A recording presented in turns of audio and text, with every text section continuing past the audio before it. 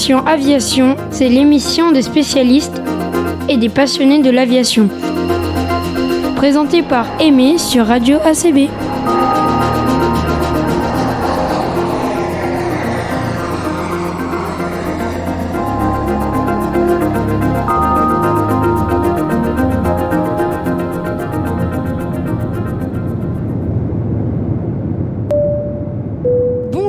Bienvenue dans Passion Aviation, votre rendez-vous pour découvrir les métiers de l'aéronautique. Aujourd'hui, nous avons la chance d'accueillir une invitée spéciale.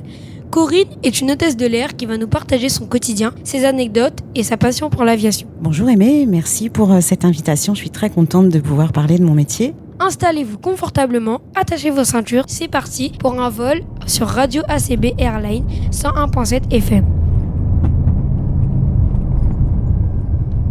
Et on décolle en douceur en évoquant votre parcours personnel. J'ai fait un BTS tourisme, ensuite une licence de tourisme. J'ai toujours été attirée par les voyages depuis toute petite. La première fois que j'ai pris l'avion, j'avais 14 ans et je me suis dit, je ne redescendrai jamais.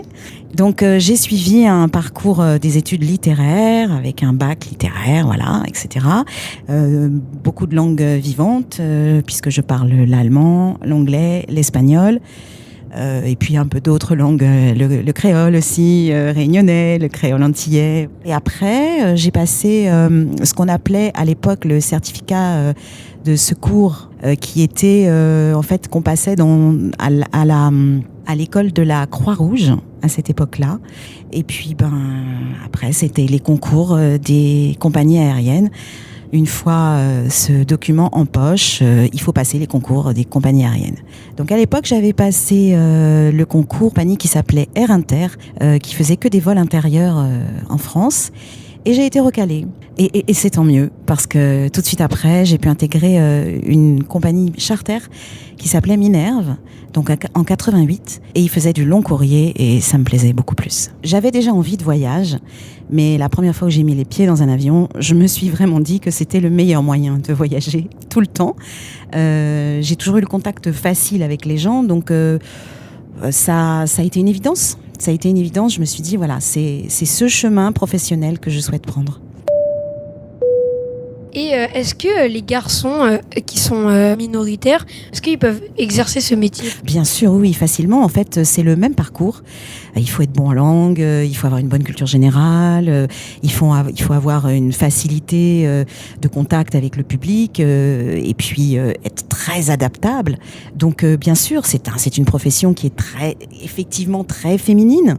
Mais aujourd'hui, on doit quand même encore être à 60-40%, 60% de femmes et 40% d'hommes, mais c'est ouvert vraiment à tout le monde. On raconte souvent que les critères pour devenir hôtesse ou steward sont très durs. Est-ce que c'est toujours le cas ou pas ? Alors c'est toujours le cas. Avant, il y avait des critères physiques vraiment très stricts, à savoir il fallait faire 1m63 minimum, et puis il fallait un rapport taille-poids. Aujourd'hui, le Code du travail est passé par là et c'est complètement discriminatoire de refuser un poste à quelqu'un qui ne fait pas 1m63 ou qui est un petit peu corpulent ou bref.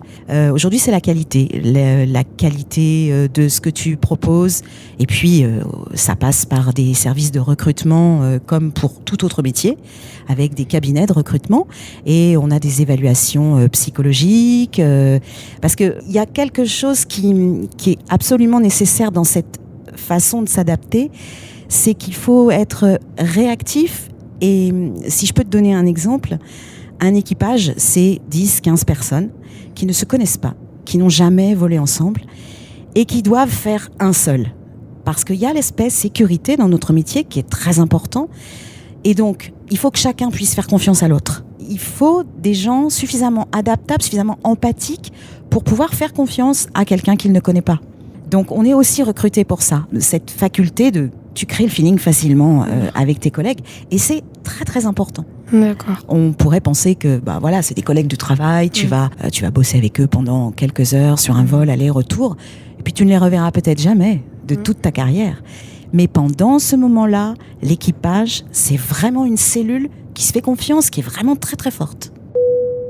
Combien de temps dure la formation et en quoi consiste-t-elle ? Alors, le certificat de sécurité sauvetage, c'est 15 jours de stage voire même un peu plus maintenant, où on aborde des aspects techniques de l'aviation. On parle d'aérologie, on parle aussi de technique, vraiment de ce que les pilotes savent aussi. On parle de sécurité, on parle beaucoup de secourisme. Par exemple, il faut être capable à bord de pouvoir accoucher une dame si ça se passe, parce qu'on va pas pouvoir atterrir. Il faut qu'on soit capable de faire un massage cardiaque. Donc on a des formations avec des pompiers, on a des formations avec des gendarmes du GIGN pour gérer les problèmes à bord, les problèmes de gens qui ont un petit peu trop bu ou qu'on surveille de toute façon, mais qui deviennent ingérables. Et à ce moment-là, ça peut devenir très grave très rapidement. On est à même de pouvoir attacher un passager avec des menottes, le mettre à terre et le contraindre à nous écouter, parce que il faut que la sécurité soit maintenue. Mais il y a aussi du feeling, et il y a parfois j'ai eu affaire à un passager un jour qui aurait mérité les menottes, sincèrement, parce que c'était très très compliqué. On a désamorcé la situation. Comment gérer un passager difficile, à chaque fois c'est différent. À chaque fois c'est différent, mais on a notre base d'entraînement, donc on sait quoi faire. Ça dépend des routes, mais si ça devient très compliqué, on peut atterrir. N'importe où. Et on laisse le passager entre les mains des autorités où on est, et parfois c'est pas sympa. Donc on a ce genre de formation, sécurité, sauvetage, et puis oui, aujourd'hui cet aspect avec le GIGN, il faut savoir nager, parce qu'en fait on nous apprend à déployer un canot de sauvetage et pouvoir faire embarquer les gens et sauver tout le monde. En fait, on est un petit peu pompier, on est un petit peu... c'est un métier qui a plusieurs facettes, et il faut sauter de l'une à l'autre en 2 minutes. Voilà. Mais ça dure une quinzaine de jours pour la théorie. Ensuite, on a facilement 15 à 3 semaines, 21 jours de pratique, où là, on apprend les gestes, on apprend à éteindre un feu à bord d'une cabine, et tout cet aspect technique, tous les bruits de l'avion, on les connaît par cœur. Ça nous permet de vous rassurer aussi, parce que parfois on voit des yeux se poser sur nous, des yeux de passagers se poser sur nous, et un peu inquiets. Et en fait, de notre attitude, ils savent que c'est un bruit normal. Que voilà. Et nous aussi, on fait un aussi avec l'avion. Le moindre bruit de spoiler, spoiler, il faut que j'explique ça, c'est quand l'aile s'ouvre pour le décollage, tu vois, t'as déjà vu ça. On étend l'aile de façon à avoir plus de portance pour le décollage. Enfin, toi, tu sais. Oui. Et donc, tous ces petits bruits, ça peut inquiéter très très fort les gens, et il faut gérer tout ça. Et on est vraiment multidiscipline. C'est pour ça que ça dure assez longtemps. Et puis, une fois ce diplôme en poche, c'est pas dit que ça passe, puisqu'il faut après il faut séduire les compagnies aériennes. Donc ça, c'est encore autre chose. Souvent, les gens disent que c'est juste être serveur dans un avion, mais vous nous expliquez que c'est bien plus que ça. Alors maintenant que nous en savons plus sur votre parcours, découvrons ce que représente une journée dans la vie d'une hôtesse de l'air, ou d'un steward. À quoi ressemble une journée typique dans votre métier ? Alors je vais prendre l'exemple d'un vol. Donc là, on va partir à New York. On est lundi matin, je suis chez moi. Je prépare mon vol, c'est-à-dire que je regarde sur ma tablette. Air France, on avait des tablettes. Et on pouvait regarder toutes les spécificités du vol, combien il y a d'enfants, combien il y a de bébés, combien il y a de personnes handicapées en situation de handicap. Donc on prépare le vol, on se met en route, on est déjà à moitié parti. La valise est prête depuis la veille, tout est OK. Et puis ensuite, on monte à la compagnie 2 heures avant le décollage. Là, on va faire un briefing, c'est-à-dire qu'on va rencontrer l'équipage, chef de cabine principal, les 2 chefs de cabine, on rencontre les pilotes.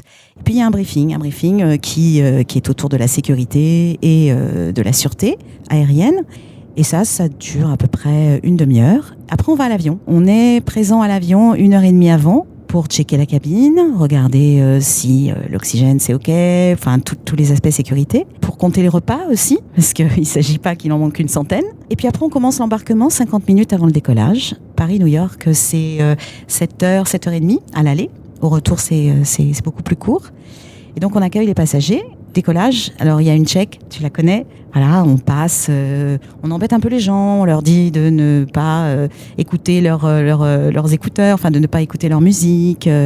Bref, c'est une check sécurité. En même temps, on visualise notre cabine. On visualise les gens qui potentiellement pourraient ne pas se sentir bien, pourraient avoir peur. Ça, c'est vraiment du feeling, tu vois. Tu passes dans ta cabine parce que chacun a une zone bien précise.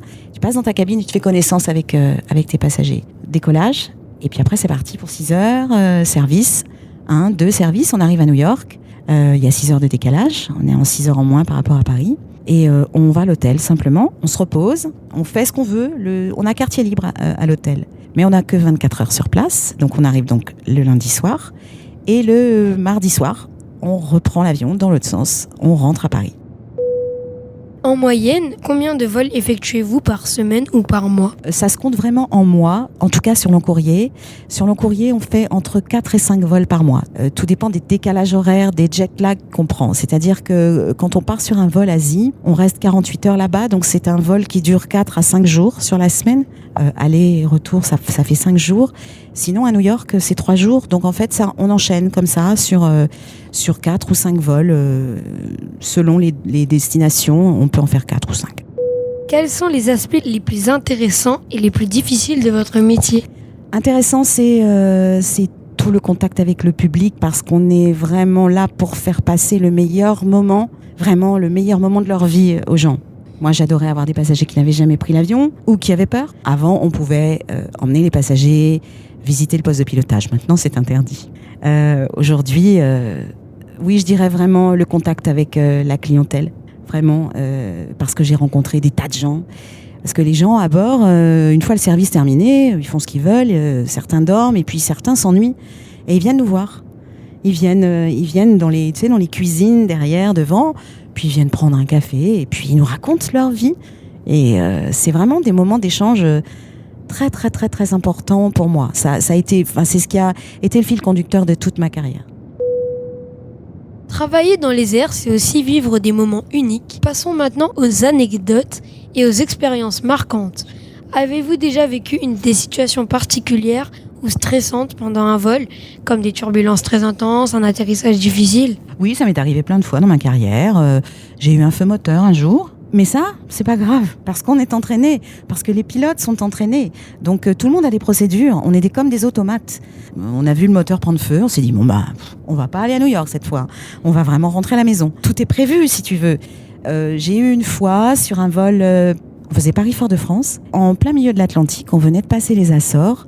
Il y a de la fumée qui est sortie au-dessus des coffres à bagages. Mais de la fumée d'un seul coup, partout.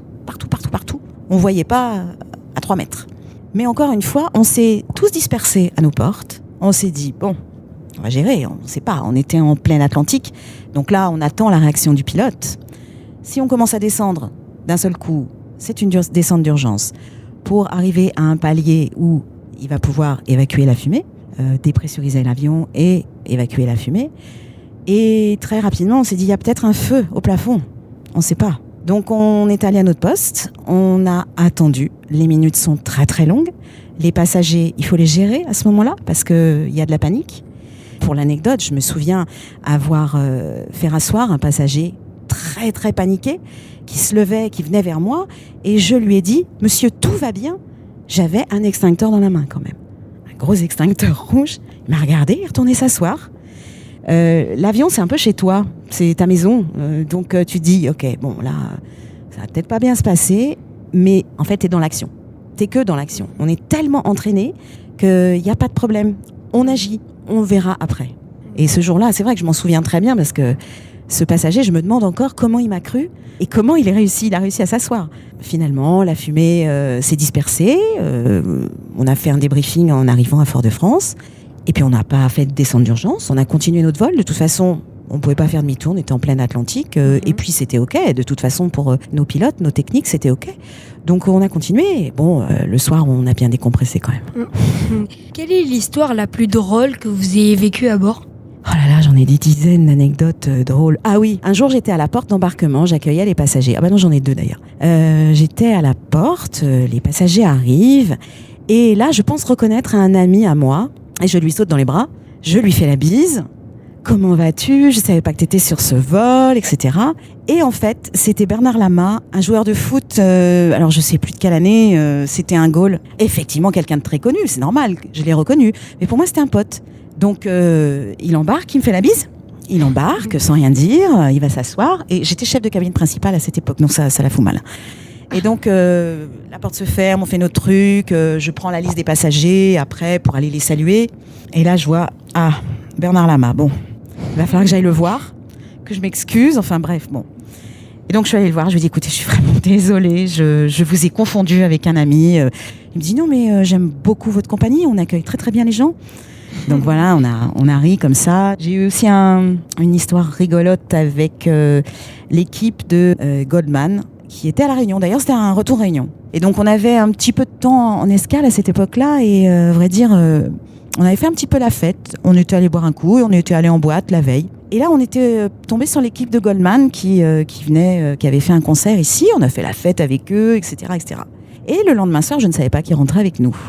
Donc, à nouveau, je suis à la porte de l'avion, habillée en hôtesse de l'air, et je les vois arriver, et je me dis, mince, hier, on a quand même dansé, on s'est lâché, enfin, on était des humains normaux. Ils rentrent, ils disent bonjour, avec ma collègue, on se dit, ça va, ils nous ont pas reconnus. Puis d'un seul coup, il y a un passager de l'équipe qui revient sur ses pas et qui me dit, vous étiez pas chez nous hier soir? Non, chez nous, non, je ne connais pas, non, voilà. Il part à son siège, il revient vers moi. Il me dit, bon, écoutez, je suis le photographe de l'équipe, donc je suis vraiment assez... j'ai le souvenir des visages. Vous étiez chez nous hier soir? Oui, un peu. Oui, bon, voilà, on était chez nous. Et ce jour-là, ça m'a servi parce qu'on a eu une panne de vidéo.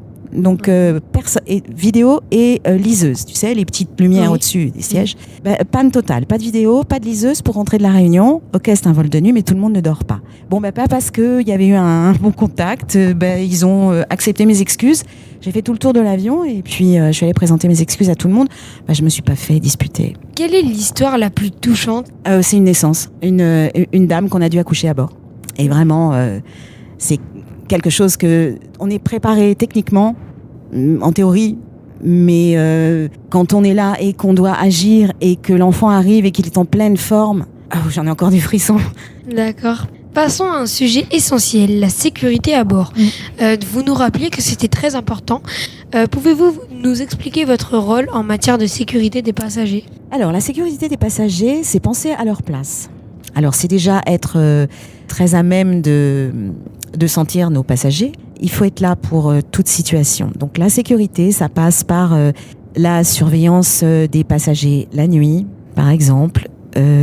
On vient vous voir quand vous n'êtes pas attaché. On n'arrête pas de vous dire qu'il faut s'attacher même quand il n'y a pas de turbulence, parce que j'ai vécu des turbulences de ciel clair. On appelle ça comme ça, c'est-à-dire qu'il n'y a pas de nuages, il n'y a pas d'orage, rien du tout. Et d'un seul coup, l'avion, il fait popcorn. Et les passagers non attachés, pareil. Cet aspect sécurité, vraiment, c'est surtout de la surveillance, de la gestion de nos passagers, du vol. Il faut faire des tours aux toilettes Alors avant, les passagers avaient le droit de fumer. Il faut de toute façon checker les toilettes parce qu'il y a des petits moteurs qui amènent l'eau chaude, etc. Ça peut prendre feu. Comment vous préparez-vous à gérer des urgences comme des turbulences sévères ou une évacuation d'urgence? On est entraîné. On est entraîné par nos entreprises. On fait des stages tous les ans. On se met en situation dans un vrai simulateur. Et puis, des problèmes sont créés, un atterrissage d'urgence, un feu à bord, un stop d'atterrissage qui se termine mal et on casse le train avant et on peut aller hors de la piste. C'est de l'entraînement. Ce sont des automatismes. Et ces automatismes, ils te rentrent dans la peau. Et pour l'anecdote, j'ai eu affaire à gérer un feu dans ma maison un jour. Voilà. Et en fait, je me suis aperçue après coup que j'avais réagi comme une hôtesse de l'air, pas comme Corinne chez elle. J'ai pris l'extincteur, j'ai éteint le feu, j'ai fait ce qu'il fallait. Et après coup, les pompiers sont arrivés et ils ont dit à mon mari, mais qui a éteint le feu? Je dis, c'est moi. Comment vous avez fait? Je dis, je sais pas. Je peux pas vous dire. C'est juste que, voilà, je suis hôtesse de l'air et les feux, on est préparés, on en éteint tous les ans, on est hyper vigilant. Et du coup, j'ai vraiment réalisé que c'est devenu réflexe. Donc, l'entraînement.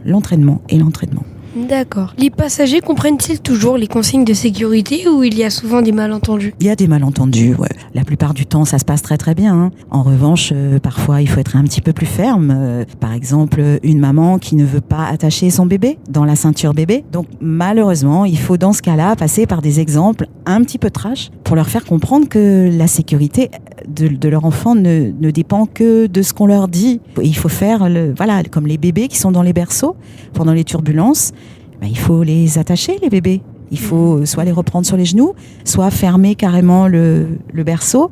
Donc oui, et puis après, il y a des petits malins qui disent « Oh, vous savez, moi j'ai l'habitude de prendre l'avion, je le prends plus que vous. » Bon, écoutez, c'est peut-être, mais en tout cas aujourd'hui, vous allez m'écouter. Être hôtesse de l'air, c'est aussi voyager à travers le monde.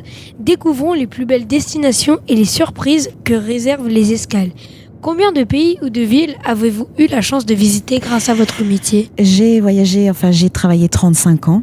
J'ai fait le tour du monde dans les deux sens, dans tous les sens d'ailleurs, plusieurs fois. Aujourd'hui, je ne peux pas dire ce que j'ai préféré parce que j'ai tout aimé. Là où je me suis sentie le plus loin, vraiment le plus loin de chez moi, c'était à Nouméa et en Polynésie, où il y a vraiment un gros décalage horaire, c'est 12 heures, et je me suis sentie au bout du monde. Après, des surprises, j'en ai eu dans toutes les escales, dans des villes. Tu vis des moments uniques. J'étais en Guyane au moment d'un décollage de la fusée. On a été invités. Il y a à bord des moments uniques, des aurores boréales. Wow. Voilà. Et ça, tu le vis pas 10 fois dans ta vie. Et au niveau des pays ou des villes où j'ai tout aimé. Et pourtant, j'ai fait plein de choses plusieurs fois, mais c'était à chaque fois différent parce que on vit notre escale chaque fois différemment. On découvre un autre endroit ou alors on va simplement se balader et on se perd dans la ville à pied. Et ça, c'est génial. Avez-vous le temps de visiter les lieux où vous atterrissez ou est-ce principalement du travail parce que vous disiez que les temps au sol peuvent varier selon les destinations ? Quand j'ai commencé dans le métier, on restait entre 1 semaine et 9 jours en escale. Donc là, oui, on avait vraiment le temps de visiter, vraiment le temps de profiter, etc. Et au fur et à mesure des années, on restait de moins en moins. Et comme je te disais tout à l'heure, New York, un aller-retour en 3 jours. Donc là, tu ne visites pas. Tu gères ta fatigue. Tu te balades un petit peu pour prendre l'air, mais tu visites plus. Maintenant, toutes les compagnies font pareil. C'est la côte est américaine, c'est 24 heures. La côte ouest, c'est 48 heures. L'Asie, tu restes entre parfois 72 heures sur place, mais c'est très très court. Maintenant, c'est vraiment des allers-retours. On imagine que les passagers les plus sensibles à bord d'un vol sont peut-être les enfants. Avez-vous des anecdotes à partager à ce sujet ? Au niveau des enfants, on a beaucoup de passagers d'enfants qui voyagent tout seuls, qu'on appelle des UM. Oui. Voilà. Et donc, on a un regard très attentif sur eux. Donc, on a à cœur de leur faire passer un bon moment parce qu'ils s'ennuient. Et puis, très souvent, il y a des petits UM qui viennent nous voir et puis, on reste avec eux, on leur fait faire des dessins, on leur montre un petit peu le métier. C'est difficile de voyager tout seul pour un petit bout de 4 ans. Donc, on est un peu leur petite maman de l'air. Et on a eu des moments très, très, très sympas, magnifiques. On leur fait des petits mots. Et puis, on fait un petit mot aussi aux parents pour leur dire, voilà, votre fille, votre fils, il a fait ci, il a fait ça. Ça rassure les parents aussi de savoir ce qui s'est passé pendant le vol. Les enfants, c'est parfois compliqué parce qu'ils quittent leur maman, ils vont retrouver leur papa à plusieurs milliers de kilomètres pour les vacances. Waouh, on les trouve en pleurs ou ils sont angoissés. Donc, on est là pour... on fait les psys aussi. Hein.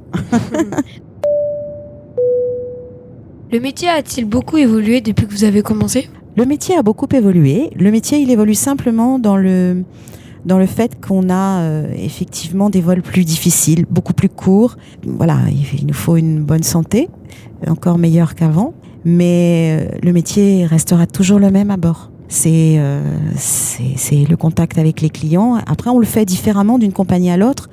On a d'autres moyens aussi chez Air France de faire plaisir à nos passagers. Voilà, si tu voyages sur une compagnie low cost, les hôtesses et les stewards, ils sont là pour la même chose que moi, hein, mais ils ont moins de moyens pour faire plaisir. Enfin, la présence, ça coûte rien. Avec les enjeux écologiques actuels, comment voyez-vous l'avenir de l'aviation ? Alors, on parle de l'avion solaire, voire électrique. Je sais pas. Sincèrement, effectivement, ça serait bien qu'on se déplace beaucoup moins. Il y a déjà des réflexes. Air France utilise des moteurs beaucoup moins gourmands. Les carburants, la qualité des carburants a aussi évolué. Donc, les compagnies font beaucoup d'efforts. Maintenant, il y a de la demande et il faut déplacer les gens. Et c'est compliqué d'être écologique en étant dans l'aviation. Mais bon, ça va évoluer. Et peut-être que quand toi, tu voleras, peut-être que le solaire aura plus de place. Peut-être qu'on fera des avions hybrides quelque part. Quel conseil donneriez-vous à un jeune qui souhaite devenir hôtesse ou steward ? Il faut être passionné. Il faut vraiment être passionné. Il faut partir dans ce métier, pas en se disant je vais voir ce qui se passe. Parce que là, ça va être dur, ça va être pénible parce que la fatigue, ça va être difficile à gérer, etc. Il faut juste être passionné par ce domaine, l'aviation. Voilà, moi, j'ai été passionnée par mon métier, mais je suis aussi passionnée par l'aviation. J'ai sauté en parachute, j'ai fait du parachutisme, aujourd'hui, d'ailleurs je vais essayer ici aussi sur l'île, j'ai fait du parapente. Moi, tout ce qui est aérologie, voilà, c'est un tout. Il faut se passionner, pas seulement pour le métier, il faut se passionner pour tous les aspects de l'aviation en général. Il faut aimer voler, je crois. Et maintenant, c'est l'heure de conclure avec une dernière question. Si vous n'aviez pas été hôtesse de l'air, quel métier auriez-vous choisi ? J'ai jamais envisagé autre chose. À partir de 14 ans, je me suis dit, ça sera ça, et je vais axer mes études, je vais tout faire pour devenir hôtesse de l'air. Non, j'ai pas envisagé autre chose. Même si j'ai fait autre chose après quand j'ai terminé ce métier. Mais non, c'était hôtesse de l'air ou rien du tout. Souvent, on se dit, mais si je descends de l'avion, qu'est-ce que je vais devenir ? Qu'est-ce que je vais bien pouvoir faire ? Parce qu'il y a cette passion, mais il y a aussi le rythme. On prend l'habitude du rythme, de pas travailler tous les jours, de travailler la nuit. C'est compliqué de se voir ailleurs. Mais oui, on peut être formatrice, on peut être formateur, on peut devenir cadre aussi. Mais tout ça, ça nous laisse dans les bureaux ? Bah non. Merci d'avoir embarqué avec nous pour cet épisode de Passion Aviation. Nous espérons que cette rencontre avec notre invité vous aura plu et que peut-être son écoute suscitera chez certains l'envie de devenir steward ou hôtesse de l'air. Restez à l'écoute de Radio ACB 101.7 FM et à très bientôt pour une nouvelle émission. Merci Aimé. Passion Aviation, c'est l'émission des spécialistes et des passionnés de l'aviation. Présenté par Aimé sur Radio ACB.